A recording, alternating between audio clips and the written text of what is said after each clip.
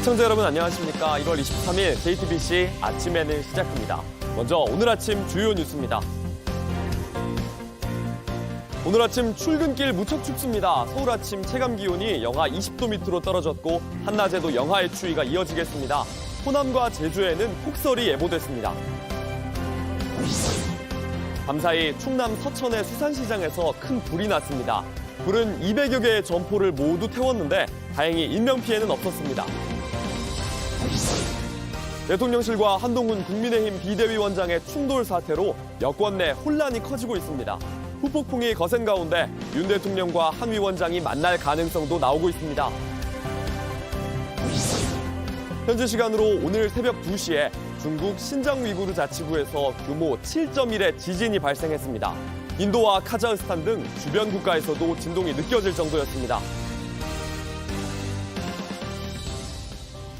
어제도 엄청 추웠는데 오늘 아침 출근길 더 춥습니다.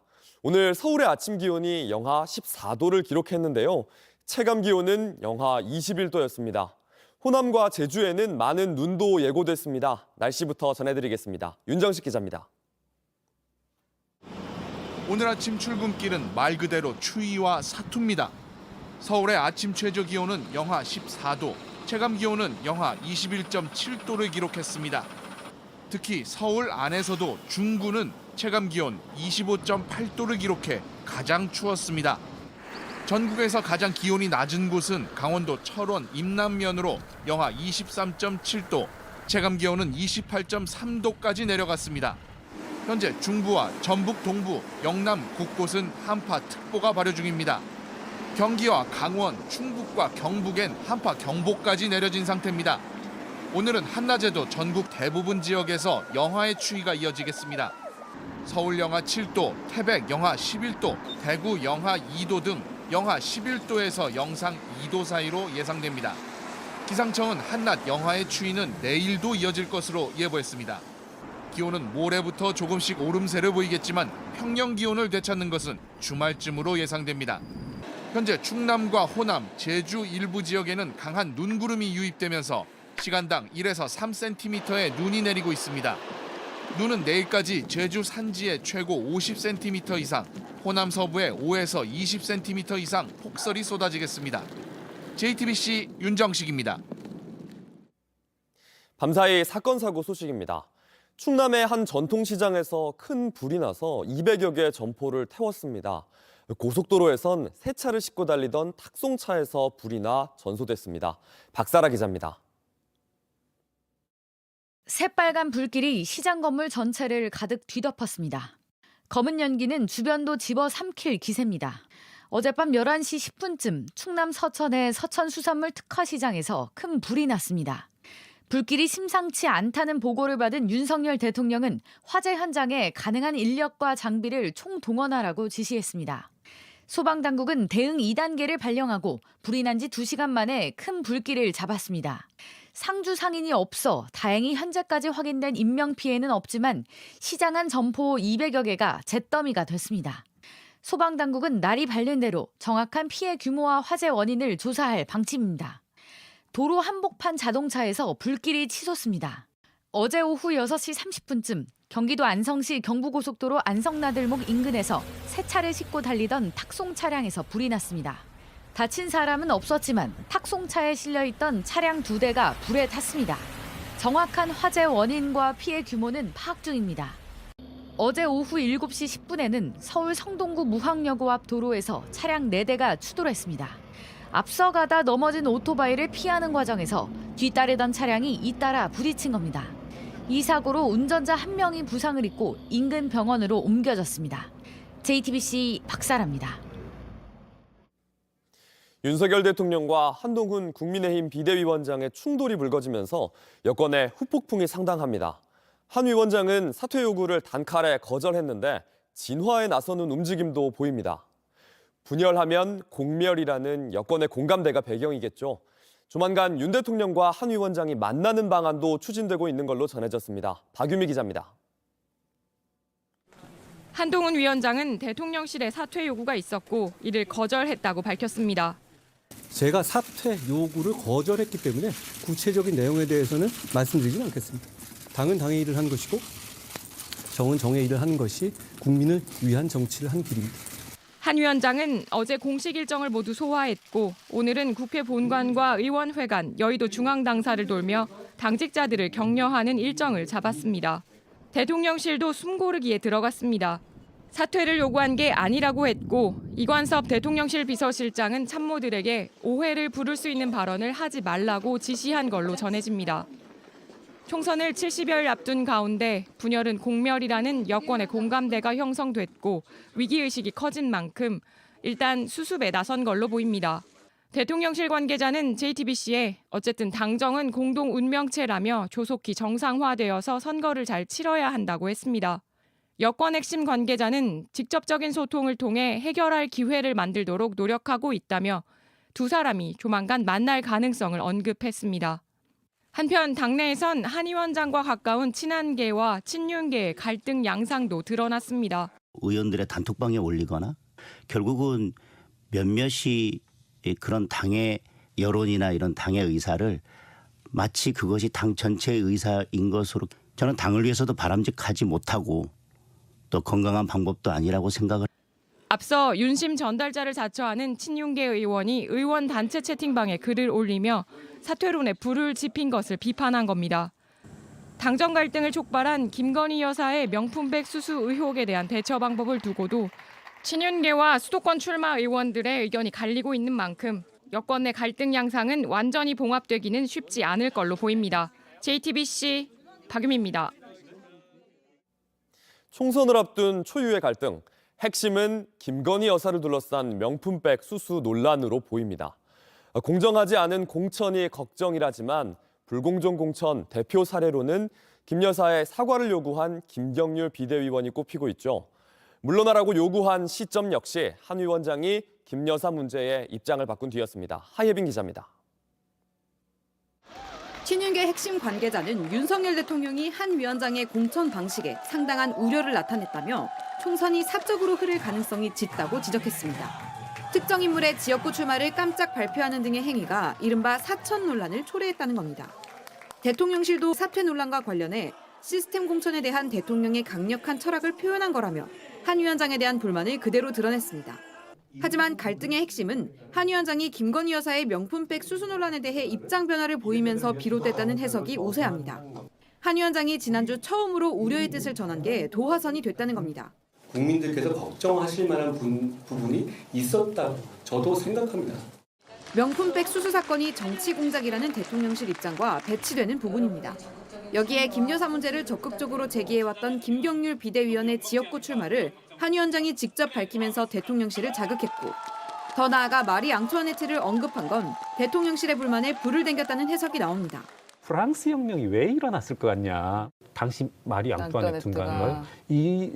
이분의 어떤 사치, 난잡한 사생활 이런 것들이 이제 하나하나 드러나고 뭐 건물들을 털 때마다 드러나니까 감성이 폭발된 것이다.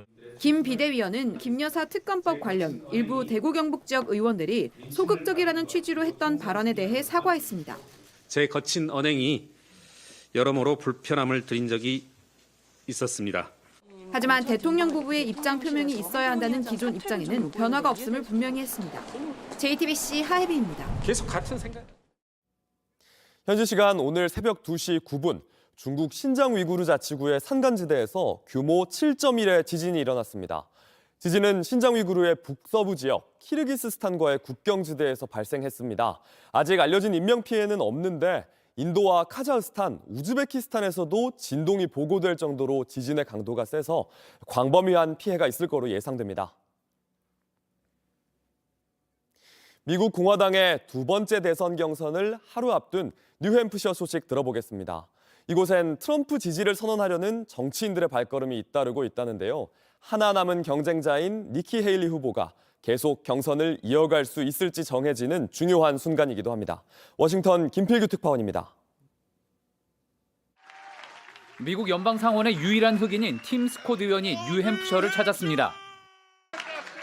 To endorse the next president of these United States, President Donald Trump. 한때 경선 경쟁자로 트럼프의 인종차별 발언을 비난하기도 했지만 미국을 하나로 만들 대통령은 트럼프밖에 없다며 추켜 세웠습니다. 공화당 내 친트럼프 상원의원과 하원의원, 다른 주의 주지사 등도 속속 뉴햄프셔의 모습을 드러냈습니다. 현지 언론들은 이들이 트럼프의 부통령 후보가 되기 위해 눈도장을 찍으러 왔다고 보도했습니다. 트럼프는 자신의 러닝메이트를 서둘러 결정하진 않겠다며 이를 선거에 활용하는 모습입니다. And like I said, she was okay, but she is not presidential timber. Now, when I say that, that probably means that she's not going to be chosen as the vice president. 전날 중도 사퇴한 디센티스 플로리다 주지사를 두고도 자신의 내각에서 부통령이나 장관 등 어떤 자리도 없을 거라고 했습니다. 헤일리 후보는 어차피 자신은 누구의 부통령이 될 마음이 없다며 트럼프 지지 행렬도 신경 쓰지 않는다고 했습니다. I have watched the political class line up with Donald Trump. I have fought the political class all my life. 하지만 최근 뉴햄프셔 여론조사에선 두 후보 간 지지율이 19%포인트까지 벌어졌다는 결과도 나왔습니다. 뉴햄프셔에서 최소한 박빙의 승부라도 펼쳐야 앞으로 경선을 이어갈 수 있는 헤일리 후보에겐 점점 쉽지 않은 국면이 되어가고 있습니다. 워싱턴에서 JTBC 김필규입니다. 온라인에서 화제가 된 뉴스, 화제가 될 뉴스를 전해드리는 소셜픽입니다. 첫 번째 소식은요. 아버지의 요원입니다. 지난 18일인데 강서구 방화동의 한 아파트에서 불이 났습니다. 새벽에 일어난 불에 어르신들이 많아서 큰 사고가 날 뻔했는데 14층을 2번이나 오르내리며 맨발로 집집마다 불이 났다고 알려준 이 20대 남성. 이 사람 덕분에 주민들이 무사히 대피했다는 사연이 알려졌습니다. 들어갈 때는 진짜 막막했어요. 앞에 어떤 현상이 있을지도 모르고 그래도 앞에 희망이 조금이라도 있으니까 제 앞에 보이는 게 바로 불이 보이는 게 아니라 연기였기 때문에 오히려 더 자신감이 생겼던 것 같아요. 강서소방서는 이 청년에게 표창을 주기로 했습니다. 불길 속으로 들어갈 때는 돌아가신 아버지가 남기신 남을 도와가면서 살라 이 말이 기억에 남았다는데요. 들어보시죠. 하고 자랑스러운 아들 이런 말이 이제 아버지랑 살면서 단 한 번도 듣지 못했던 말이거든요. 근데 그 말을 들을 수 있었을 것 같다라는 생각이 언뜻 들더라고요. 최근 먹방으로 떠오르는 음식이 있습니다. 놀라지 마세요. 바로 초록색 녹말 이쑤시개인데요. 영상을 보시면요. 이쑤시개를 잘 닦아서 튀기는 중입니다. 부풀어 오르니까 과자처럼 먹기도 하고요. 치즈나 소스로 뿌려서 만들어 먹기도 합니다. 식용이라 먹어도 될 것 같지만 어디까지나 위생용품입니다. 전문가들은 이쑤시개를 먹을 때의 위해성 아무도 검토해 본 적이 없다면서 식용이 아니니 먹어선 안 된다는 답변 내놨습니다. 인도의 아요디아에서 힌두의 바티칸이라고 불리는 새 사원이 문을 열었습니다. 나렌드라 모디 인도 총리가 직접 봉헌식에 나서 중계도 했고 건축비에는 약 2,400억 원 이만큼 들었다고 합니다. 그런데 이곳은 원래 파괴된 무슬림 사원터인데요. 사원을 두고는 힌두와 무슬림 종교 갈등의 목소리도 있습니다. 종교 분쟁의 씨앗 대신에 다른 곳으로 만들 수는 없었을까? 사원을 두고 13살 소년이 과거의 한 말 다시 화제가 되고 있습니다. 들어보시죠. नौकरी देता है भगवान शिक्षा देता है बाबा नौकरी नहीं दे पढ़ेंगे तभी तो नौकरी मिलेगा हमें नहीं पढ़ेंगे तो नहीं मिलेगा फिर नहीं जाते स्कूल जाते हैं आप पढ़े हैं जी पढ़े हैं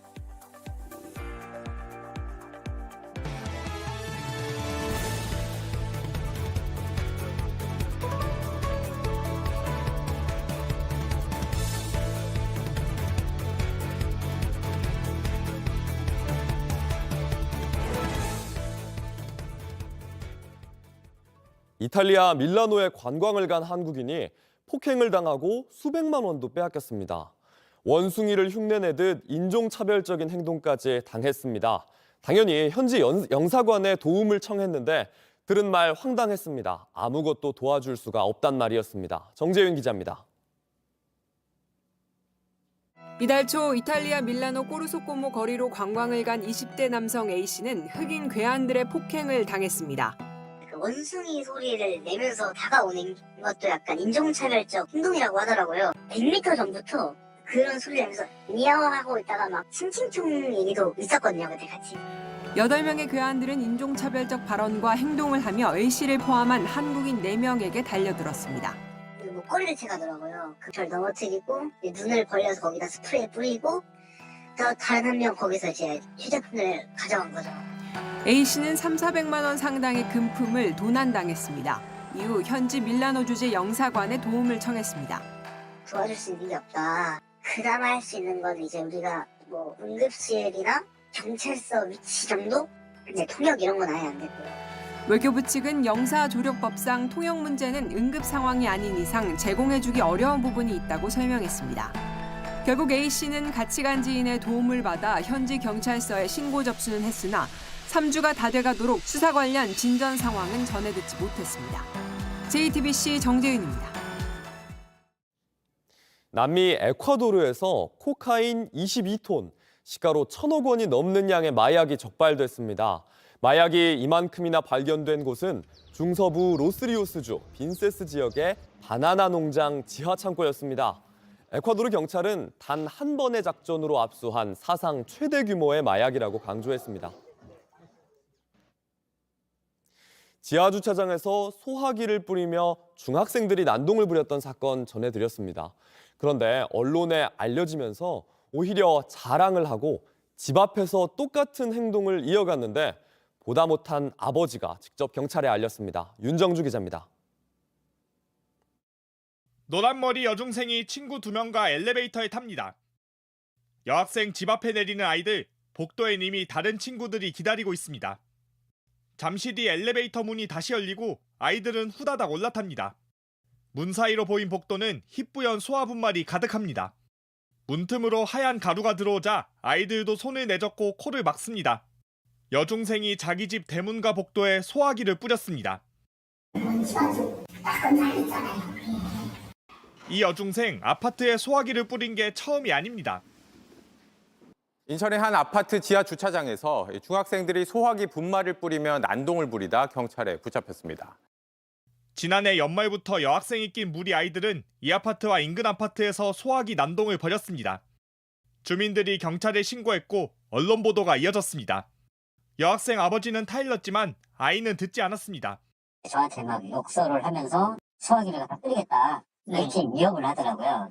그래서 제가 112에 신고를 한 거거든요. 피해는 보상하기로 했지만 아버지는 여전히 아이가 걱정입니다. 딸아이가 생일이었어요. 어제 미역도 뿌려주고 용돈도 주고 제발 좀 잘 좀 하다 이렇게. 언론에 알려진 게 오히려 독이 됐다고도 했습니다. 영웅담이 돼버렸어요. 밥을 먹고 있는데 나 뉴스 나왔다 이렇게 자랑을 하더래요. 아이들이 촉법소년 제도를 이용한다고도 말했습니다. 그러면서 차라리 처벌받더라도 달라질 계기가 됐으면 한다고 요청했습니다. 법을 너무 잘 아니까 자기가 처벌을 안 받는다는 걸 아이가 이거를 이용을 하는 거예요. 경찰은 조만간 이 학생들을 불러 조사합니다. 아이가 조사받길 바라는 아버지 마음은 아팠습니다. JTBC 윤정주입니다. 미국을 찾은 기록적인 한파에 전기차 충전소는 무덤이라고 불릴 정도입니다. 오늘 우리 날씨도 만만치가 않은데요. 전기차 운전자들의 걱정이 커집니다. 추워질수록 주행거리도 짧아지고 충전도 어려워지는 전기차. 어떻게 관리할까요? 김도훈 기자와 짚어보시죠. 서울의 한 쇼핑몰 주차장입니다. 여러 종류의 전기차들이 빼곡하게 들어차 배터리를 충전하고 있습니다. 배터리 성능이 급격하게 떨어지는 겨울엔 전기차 운전자들은 걱정이 많습니다. 얼마 전에 부산까지 갔다 온 적이 있거든요. 그때도 처음에는 이제 충전이 안 된 상태에서 가다 보니까 조금 어디서 충전해야 되지 조금 걱정은 했었는데 그런 좀 심적인 부담감은 있었죠. 전기차로 매일 장거리 외근을 다니는 직장인은 예기치 못한 순간에 배터리가 방전될까 노심초사입니다. 하루에도 최소 100에서 200km는 타는데 겨울에는 3일에 한 번, 이틀에 한 번 꼴? 웬만하면 충전소 보이면 항상 충전을 하게 되죠. 차가 설까 봐 불안한 것도 있어서. 겨울엔 실내보다 실외에서 충전하는 시간이 더 오래 걸리고 평소보다 멀리 못 갑니다. 날이 추우면 배터리 화학 반응이 느려지기 때문입니다.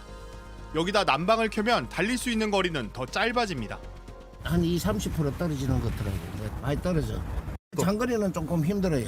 평택이나 대전이나 가자면 좀 힘들지. 그래서 겨울엔 전기차를 실내에 보관하고 난방도 미리 틀어두는 것이 유리합니다. 되도록이면은 실내로 들어가서 차를 보관하고 또 충전도 실내 충전기를 이용하는 부분 따뜻하게 보관하는 것이 중요하다고 볼 수가 있습니다. JTBC 김도훈입니다. 고속도로를 달리던 도중에 차량 앞유리가 깨지는 아찔한 사고가 있었습니다. 영상을 보시면 고속도로를 달리는 차량에 갑자기 뭔가 날아옵니다. 유리판처럼 보이는 이 물체, 사실 얼음 덩어리입니다. 폭설이 내린 뒤 차량에 쌓인 눈을 치우지를 않아서 눈이 얼음이 돼 뒤차로 날아간 겁니다. 경찰에 따르면 이런 사고 지난달 여러 차례 있었다고 합니다.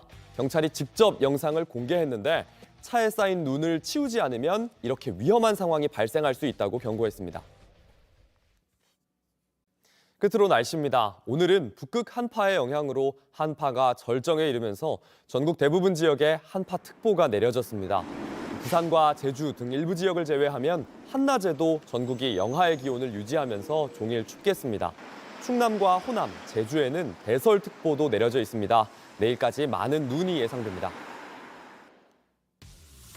JTBC 아침엔을 마칩니다. 내일도 7시 반에 아침을 열겠습니다. 시청해주셔서 감사합니다.